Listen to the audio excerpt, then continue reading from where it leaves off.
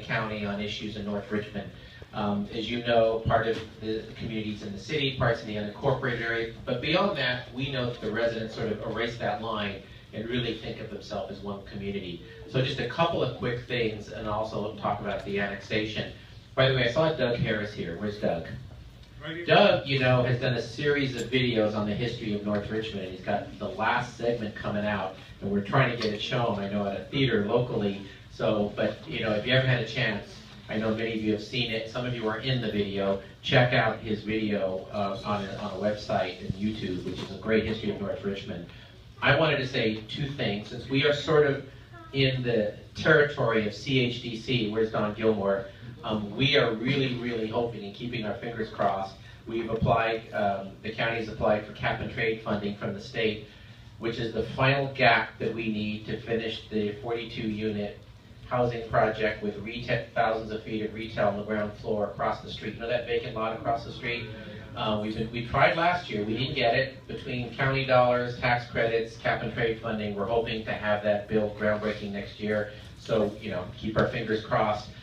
You know, a couple years ago, Tom and I hosted a summit on urban agriculture here in West County, and there was so much interest.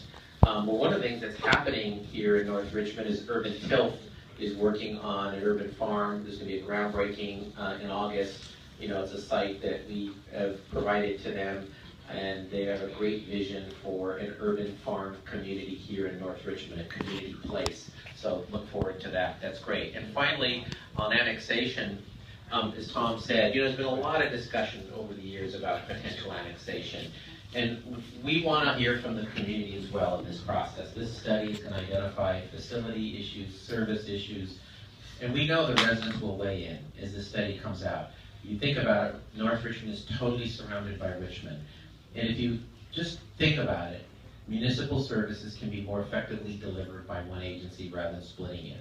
But we want to understand the community's feel and hopefully support. But the city and the county are jointly paying for this study to bring out the facts, bring out the issues, and then hear from the residents. And hopefully, Tom, right, this will move forward. I mean, Tom has provided the leadership at the city on this issue, which I really appreciate. I think raising this issue up so that we can hear from residents and study it is really important.